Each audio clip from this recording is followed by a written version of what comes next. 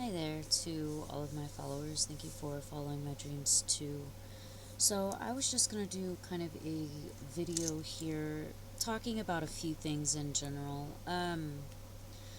For one, the biggest thing that I probably want to say, I know I kind of suck at this part too, is don't compare your work to other people.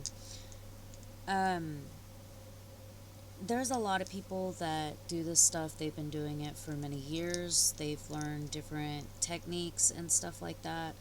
So, just because you watch a video, even beginners' videos, even tutorials, when people are showing you this stuff, they might be showing you techniques that took them years to perfect. Um, so don't feel bad if you don't match their stuff. Honestly, I don't think you should ever try to match somebody else's work. I always think you should find your own style and design, and that's just how I am. I've had an order here recently. When I'm like getting orders and setting stuff up to make things for people, I usually send like different pictures that I find online to make sure that I'm understanding what somebody wants. And I had somebody get frustrated that I pretty much did not make a carbon copy of the picture I sent them. I don't copy other people's work. I never have. I never will. It drives me nuts. I can't stand it. I don't know why. I don't understand it. Sometimes it makes it complicated on me because I simply don't like copying other people. But I have came to the decision of just saying I'm not going to deal with that anymore. I will let people know that the references I'm sending them are simply just references. If they want a carbon copy, I will get them in touch with the original designer and they can ask them to make it for them. And there's even a handful of other crocheters that I know online that don't have a problem with copying a pattern to the T, everything about it. Every pattern I have ever done, whether I buy it or it's free online, it does not matter. It never turns out the way that the original designer did it because I always change something. I always do something. The patterns are a baseline for me, they're not a do this stitch for stitch thing. This pattern I'm working on now is a cow, and it's another example of that. When I get done with this, it does not look like the picture, not completely, simply because I've changed a lot of stuff with it. If I can grab this one up here. This is the other one that I finished. The differences with this one is my light is really bright. His nose is not pink because I had brown sitting next to me. That's what the rest of his body is done in.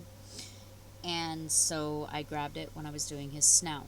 It's being made for a baby, so I don't have safety eyes in it. I embroidered the eyes, which is done with a bobble stitch, I think.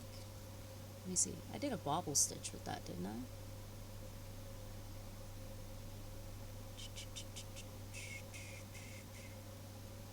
If I can find where it's at on the pattern. Yeah, that's done with a bobble stitch. I was trying to find it on the pattern. I don't release the versions of the patterns that I do because I didn't design the pattern. If I release a pattern, it's because I designed it from start to finish. It's all mine. If I use pretty much like the baseline of somebody else's pattern, I won't release it because I didn't design it, and that's just me. I know how much goes into designing anything, so I just won't do that. I don't take credit for other people's stuff. It drives me nuts. This pattern is from Grace and Yarn.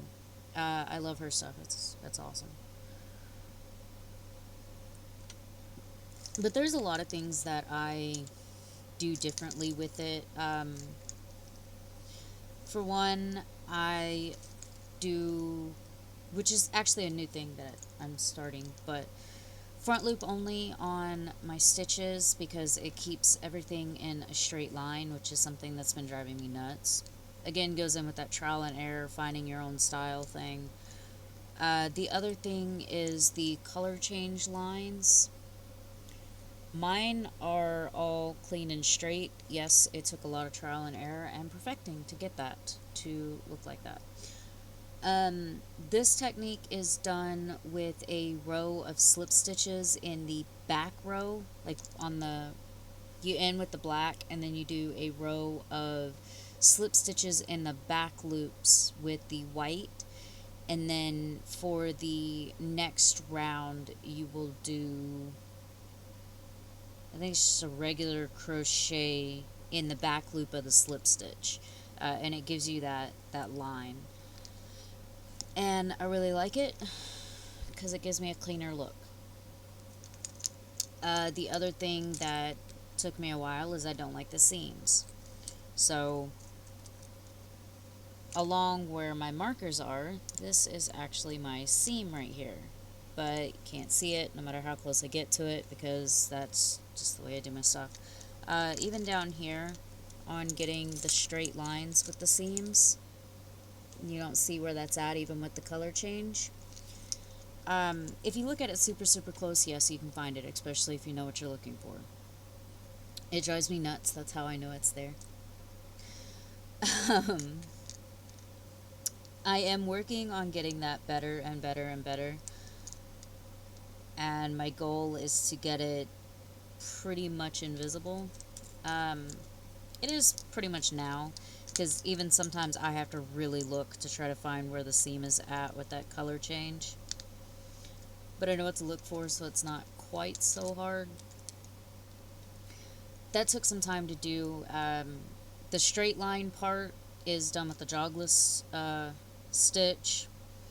I don't really like doing the jogless stitch. It's a pain in the butt, at least to me, and that's just because I have wrist problems, so it's kind of hard for me to pull on the yarn. And for certain yarns like chenille, that would be kind of bad because you might rip the yarn. The other thing, a video that I was watching from YouTube, somebody had made a comment about how do amigurumi uh, crocheters keep up with their count and stuff like that. Honestly, I don't. My aunt customly made these for me. I don't know if you can see, but on the inside of these, they have numbers on them. I've got 1 through 9, well, 0 through 9, and then 10 through 100. Um, and I got these from my aunt. I love them. They're amazing. So, like, last night, when I'm doing this, these are so many rows of just single crochet. So I marked where I started it at in case I had to frog it for whatever reason and to keep count. So last night when I went to bed, to keep in mind of what row that was, I marked it. I have a 20 and a 3. So it's 23. And then this one I marked row 30. And then this is my last row here, finishing this. I'm going to start the decrease of the body. But I do stuff like that. And then when I'm doing like around here, I use them to help keep count. These are just only in to make sure that I didn't lose any stitches while doing the spiral going up. So I'm just going to take them out here in a second anyways. But there's a lot of stuff that takes trial and error, trying it. Not everybody is the same. I know a lot of people that they have to have time in their day to sit and watch TV for an hour, 2 hours, like doing absolutely nothing else but watching TV. I know people that have to get 8 to 12 hours of sleep a night, or they're just not getting enough sleep. And for me, I don't understand that. I've always got like 5 or 6 things on my computer at once. I've got a phone link because my daughter took off with my phone. I've got a pattern up here. I've got YouTube up here. I've got my video up here. I always have multiple things going on at once on my computer. I'm always doing something. I never just sit and watch TV. Um, and I'm lucky to get a couple hours of sleep a night with everything that I do. So not everybody is the same. Not everybody functions the same. Um, So don't try to compare yourself to somebody else. Don't try to do something just because somebody else is doing it. Find your own rhythm, find your own path, find what works for you, because in the end, you're not living somebody else's life, you're living your life. You're the one that has to deal with these decisions you're making. If you can't do more than one thing at a time, don't do more than one thing at a time. If you're somebody like me where you have to be doing more than one thing at a time, do that. Do whatever suits you, whatever brings you comfort. Uh, don't worry about trying to copy somebody else. So, yeah, I think that's kind of my motivational video for today. I don't know if anybody's going to watch this, but it's something that popped in my head, so I figured I would make a video on it. Um, but yeah, just do what makes you happy, what makes you feel good. Don't stress yourself out trying to copy somebody else and do what somebody else is doing. Don't get frustrated at a video because you can't do exactly what that person is doing. When I started doing that jogless stitch, it did not look that clean. It took trial and error. It took practice. Doing the straight seam like that, it took practice. It wasn't something that I seen a video or seen a helpful hint or anything like that that made it any better, anything like that. It literally took trial and error to figure out what kind of tension do I need. The jogless stitch, you got to keep everything super, super, super tight, or else it shows and it looks bad. It took me multiple times to get that right. Doing the seam, if you put those slip stitches too tight, it's not going to look right. It's going to start making whatever you're doing sink in, because your stitches are too tight, plus they're really hard to work into, plus you see the underlining color coming through, and so you got to have it at the right tension, and it takes trial and error to do, pretty much with anything. With me holding my yarn, I hold it a lot looser than most people do, depending on what I'm doing. Like this yarn, depending on where it pulls, sometimes the tension is too loose because I pull a whole bunch out of the skein over here. So I'll have to wrap it around my finger to keep, my tension right. Most of the time, if my tension is already being pulled because of the yarn ball, then I have a very, very loose tension on it. So you have to find your own way. You have to find what works for you, not what works for somebody else. Yes, I do have a thimble. um, I don't know how I managed to do it. I don't know what I did. I can't figure out how I actually did it, but somehow or another I kept hitting my finger with my hook. I think it's because of the way that I hold it when I was like pulling it through, and when I'm watching something and not paying attention, I kept hitting my finger right there, and it's really bruised now and it hurts. So something as simple as a little thimble, so I'm not bruising my finger any more than I already have. I think it's just the way that I was holding it and not paying attention because I was watching TV. Um, and also something like that, yeah, there are some people that do these dolls and stuff like that where they have to have complete 100% focus on doing it. And there's some people that can do this and zone out and watch TV. It comes with practice and trial and error and perfecting it. Um, if I miss a stitch, I know how to fix that without having to pull my work out. If I have too many stitches, I know how to fix that.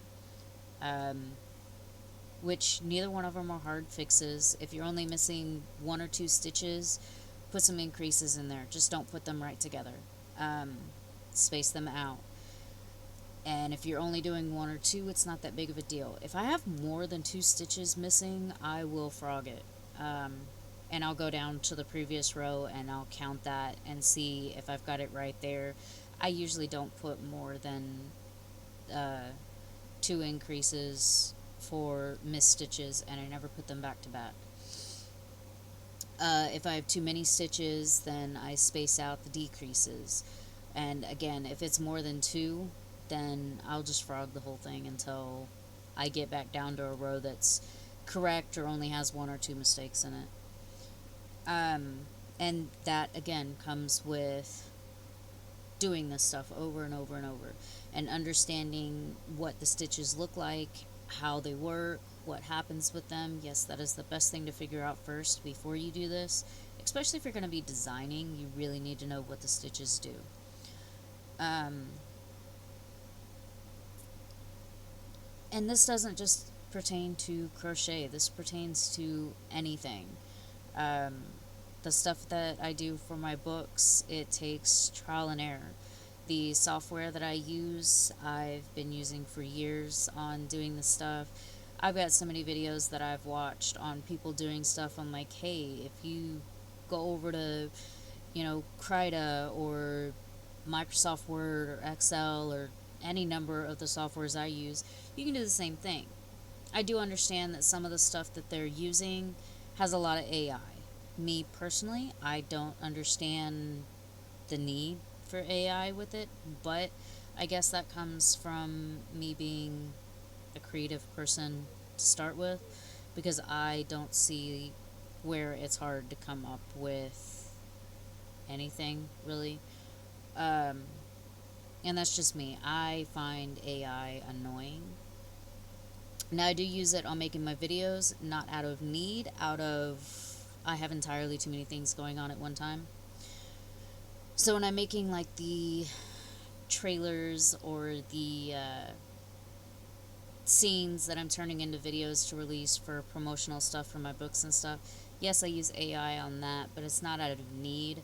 It's out of having way too much stuff, and I don't have the time to go on Blender and design it myself, because that takes a lot of time that I don't have. Uh, but even with that stuff, I mean, those people have been doing that stuff for years. They're people that just do tutorials on doing that stuff. Some of them, they know faster ways and shortcuts and stuff like that to get something accomplished, but they try to show a beginner friendly way. And when I'm looking at stuff, I don't even look for beginner stuff because it's too slow, drives me nuts, and mm, I find this stuff easier to use the videos kind of as a baseline of, oh yeah, that's how you do that. Oh, this is where this is located at, and stuff like that. Other than that, I just go through every software I have that I use.